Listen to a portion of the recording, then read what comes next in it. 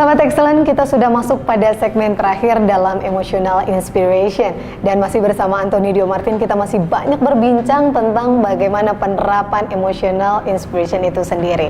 Baik Pak Anthony, di sini sudah masuk pada segmen terakhir dalam perbincangan kita mengenai sebetulnya seluk-beluk Pak Anthony sendiri dan juga emotional management ya secara keseluruhan.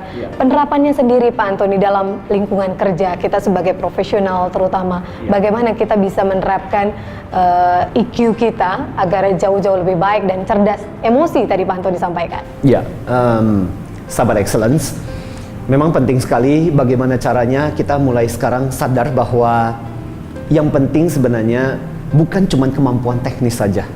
Kalau kita bicara tentang karir, pekerjaan kita, karena saya banyak bertemu dengan orang-orang yang pintar secara teknis tapi tidak likable.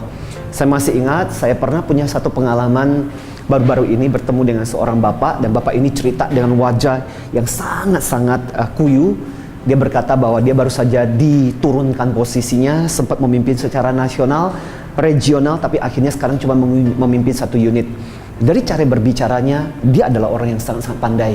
Dia cerita bagaimana dia mengerti tentang proses bisnisnya, tentang bagaimana cara organisasi.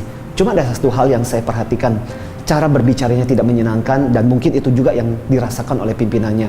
Saya sempat meng-coach dia dan kemudian mengatakan, Pak, bahwa kalau saya boleh jujur kepada Anda, Bapak adalah orang yang sangat-sangat pandai. Tapi salah satu hal adalah cara Bapak berkata-kata mungkin banyak menyakitkan orang. Nah, ini contoh salah satu hal, bahwa buat apa kita kadang-kadang bertempur dengan orang, berantem dengan orang, berkelahi dengan orang, ya ribut dengan orang, tapi untuk jangka panjang kemudian kita akhirnya kalah. Makanya Mbak Riri dan juga sahabat Excellence, Sun Tzu, salah satu strategis, salah satu jenderal perang pada zaman dinasti Wu yang hidup di Tiongkok pernah mengatakan, untuk apa Anda menang di dalam sebuah pertempuran, tapi untuk jangka panjang di dalam peperangan Anda kalah. Dengan kata lain, dia bilang tidak ada gunanya Anda menang di sebuah pertempuran, tapi untuk jangka panjang di dalam peperangan itu Anda kalah. Jadi buat apa kita menang di dalam ribut, rapat, meeting dan sebagainya, kita bertempur, berkelahi, tapi untuk jangka panjang kita kemudian kehilangan hubungan dan interaksi. Nah, itu adalah salah satu contoh penerapan dari yang namanya kecerdasan emosional juga sebenarnya. Oke, Pak Anthony, ada satu hal yang pernah saya dengar begitu ya mengenai bahwa orang yang cerdas EQ, ketika seseorang cerdas EQ itu hanya bisa diterima begitu ya dalam sebuah perusahaan, tapi bagaimana kita bisa dipromosikan, kita mesti cerdas IQ begitu ya Pak Anthony ya? Atau mungkin saya terbalik nih Pak Anthony, mungkin Anda bisa benarkan. Sahabat Excellence, ada satu statement juga yang mengatakan bahwa IQ membuat kamu diterima. Saya cukup lama berkecimpung di dunia human resource. Ketika kita menerima orang, memang IQ itu membantu. Wow, nilaimu bagus. Wow, rapotnya luar biasa. Tapi kalau kita bicara tentang mempromosikan orang, EQ yang sering kali menentukan. Karena apa? Biasanya manajemen akan melihat, orang ini kalau dipromosikan, dia berpotensi bermasalah nggak ya? Orang-orang bisa menerima nggak ya? Dia akan memimpin anak buahnya dengan baik. Dan itu yang kemudian akhirnya menjadi dasar-dasar pertimbangan kenapa orang dipromosikan. Makanya selalu dikatakan IQ membuat kita diterima. Wih, bagus banget IQ-mu, bagus banget nilai rapotmu. Tapi EQ lah yang kemudian membuat Anda dipromosikan. Oke, ada satu hal yang menarik ketika tadi Pak Anthony menyampaikan tentang contoh-contoh ya. Kalau misalkan kita di dunia pekerja sebagai profesional, seringkali kita temukan ketika meeting ataupun rapat yang namanya bertengkar gitu ya, atau adu argumen itu menjadi persoalan yang lumrah atau ya biasa kita temukan lah dalam kehidupan profesional sehari-hari. Namun bagaimana kemudian kita bisa mengontrol itu Pak Anthony agar tidak berkepanjangan? Artinya setelah selesai meeting ya ini bukan sesuatu hal yang harus kita diambil hati lah ibaratnya seperti itu. Iya, makanya sahabat Excellence, jadi pembelajaran buat kita juga. Biasanya kadang-kadang ketika kita di meeting, saking kita fokus pada hati sudah panas, kita sudah kesel, biasanya kita fokus pada emosi kita. Dan apa yang terjadi? Kita lupa dengan apa tujuan kita sesungguhnya ketika kita meeting. Makanya saya selalu mengingatkan pada waktu ketika kita meeting, ketika suasana sudah panas, percuma, stop stop meeting yang seperti itu. Karena apa? Ketika orang sudah berada dalam kondisi emosional, yang namanya logika sudah tertutup. Jadi mau dikatakan apapun, sebenar apapun Anda, saya seringkali bilang percuma.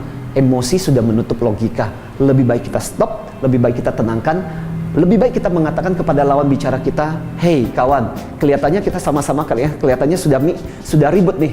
Ya, sama-sama sudah emosi, mungkin jauh lebih baik kita tenangkan dulu, nanti sore kita lanjutkan.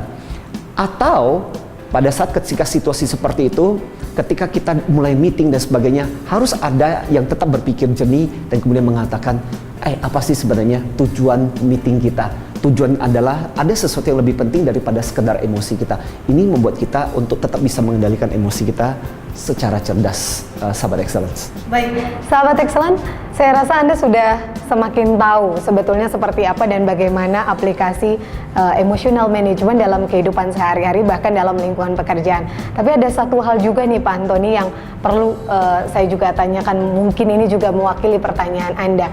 Apakah emotional management ini terkesan untuk berorientasi kepada orang lain? Artinya kita lebih memahami orang lain sebelum kita minta dipahami oleh orang lain, Pak Antoni. Bagus, pertanyaan yang saya pikir mungkin ini juga sering kali ditanyakan, apa sih sebenarnya kecerdasan emosional ini? Biasanya orang cuma berpikir bahwa cerdas emosi itu adalah orangnya pandai bergaul, orangnya pandai berinteraksi, orangnya menyenangkan. No. Ada dua komponen penting di dalam ketika seseorang dikatakan cerdas emosi, yaitu apa?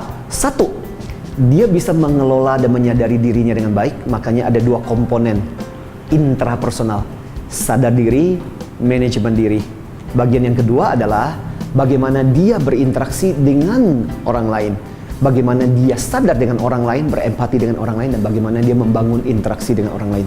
Jadi kalau kita bicara mengenai seperti kayak kaki, dua kaki ini harus seimbang, sahabat excellence. Bukan cuma Anda bisa mengelola dengan orang lain, tapi Anda juga bisa mengelola diri Anda secara efektif.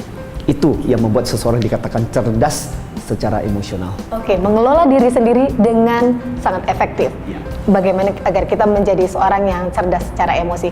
Pak Antoni, terima kasih banyak. Sama-sama Mbak Riri. Sudah memberikan satu inspirasi kepada saya dan juga kepada sahabat excellent pada kesempatan kali ini. Sahabat excellent, demikian perbincangan saya bersama Antoni Dio Martin mengenai emotional inspiration pada kesempatan kali ini. Saya berharap Anda tetap stay tune bersama kami di pekan-pekan berikutnya untuk mengetahui lebih banyak apa yang nantinya kita bisa dapatkan dalam program ini. Waktunya saya pamit undur diri, saya Riri Artakusuma. Terima kasih atas kebersamaan Anda. Selamat sore dan sampai jumpa.